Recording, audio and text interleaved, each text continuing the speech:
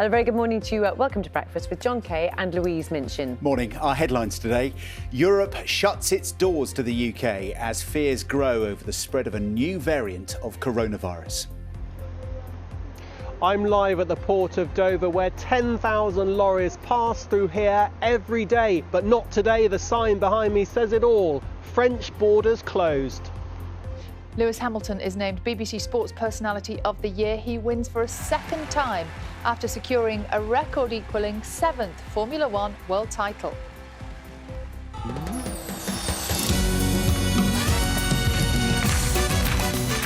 And Strictly brings some sparkle as Bill and Oti lifted the glitter ball. We'll be speaking to fellow finalist Jamie Lang. Good morning. For England and Wales today, it's going to be fairly cloudy and wet, but very mild. For Scotland and Northern Ireland, drier for you with some showers in the northwest and some rain sweeping into the south later, but again, much cooler than in the south. I'll have more details in 10 minutes.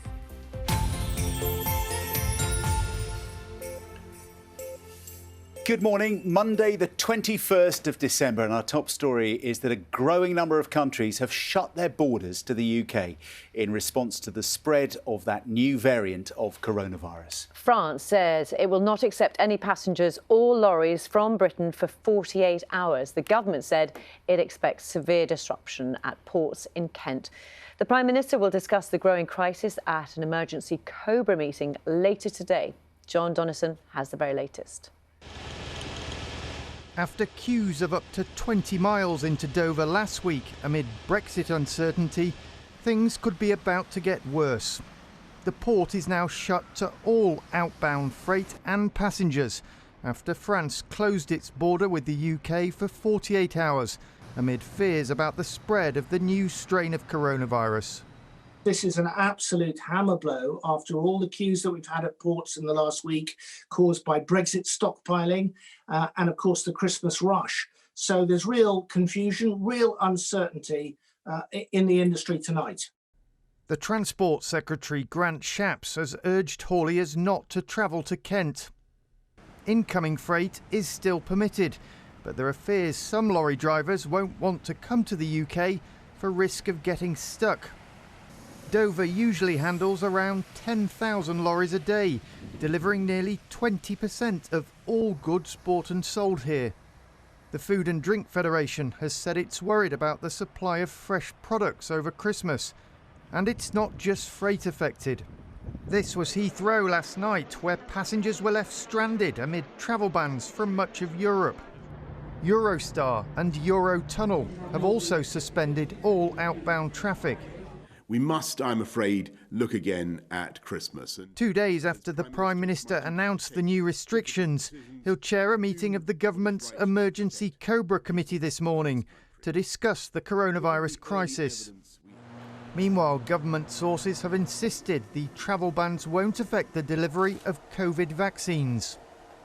And all this as trade talks with the EU remain gridlocked as the December 31st Brexit deadline edges closer. John Donnison, BBC News.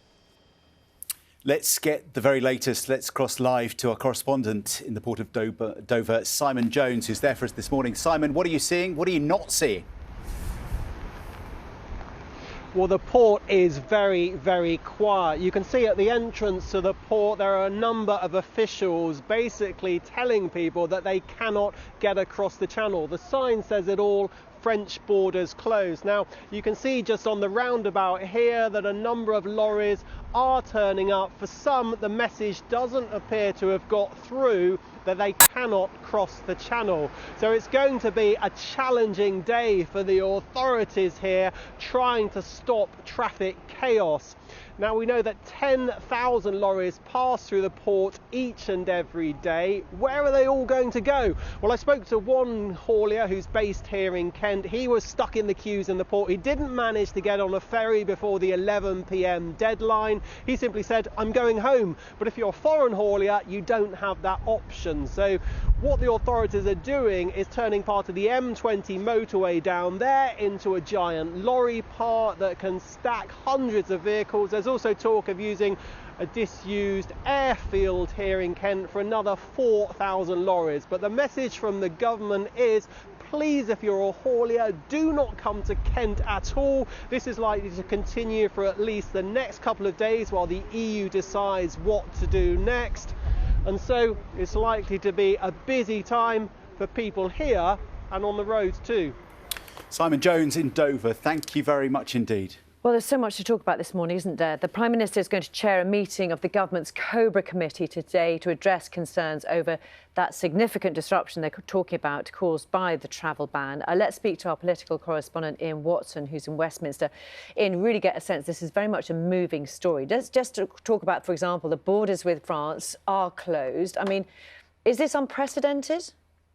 It's not unprecedented, but it usually is outside of, for example, wartime. The French borders have been closed, of course, to travellers earlier this year during the first wave of the coronavirus crisis. But what is extraordinary this time is that all freight, unless unaccompanied, is now being stopped for 48 hours. So the flow of goods to and indeed from the continent severely disrupted. Now, the government say they have contingency plans and they're urgently putting further contingency plans in place. That's partly why the Emergency Committee, COBRA, is meeting this morning, and the Prime Minister will be chairing that. But there's also been a whole series of other ministerial meetings. Some will be going on today. Last night, Transport Ministers and Home Office Ministers were meeting initially to deal with the travel disruption that was going to be caused, not just because of the freight problems with France, which is the most major problem that we have, but also, of course, a whole range of other countries imposing travel bans on flights, for example, or arrivals by sea if you're a passenger. That includes Italy, Belgium, the Netherlands.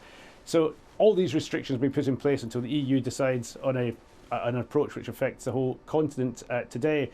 There's also been calls, not just because of this particular crisis or this aspect of it, but because of the government's new restrictions, these Tier 4 restrictions in London and the South East, and they changed the Christmas plans. There have been calls from some of Boris Johnson's own MPs, including a former Conservative leader, Ian Duncan-Smith, to have Parliament recalled.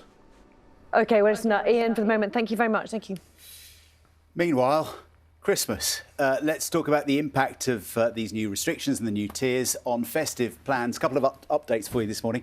Christmas bubbles in Northern Ireland are going to be reduced from 5 days to 1 day. It's understood that the Stormont executive agreed that change overnight. There's expected to be some flexibility, though, around which day people can come together to accommodate those who have to work on Christmas Day itself.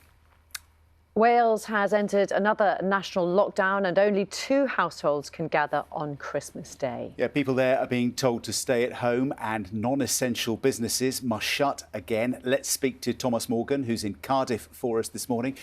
And Thomas, another lockdown in Wales. What's been the reaction there?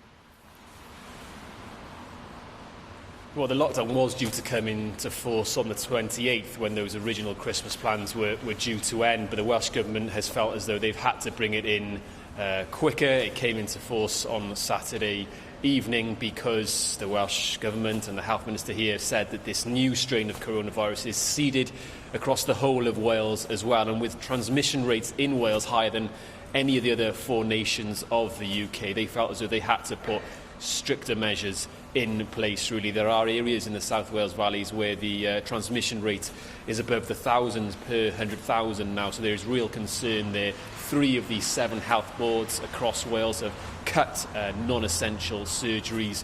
Critical care wards across Wales are busier now than they've ever been throughout this pandemic, so there is real concern, and something had to be done to alleviate this strain on the NHS, because there will be a surge over the next 2 weeks as transmission rates continue.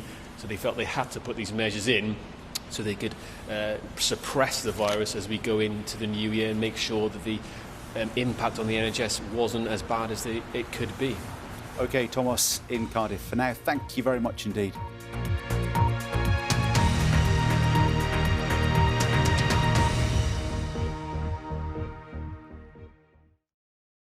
See the headlines as they happen and watch BBC News live in the app and get the full story with bbc.co.uk/news. Follow the story for all the latest with BBC News.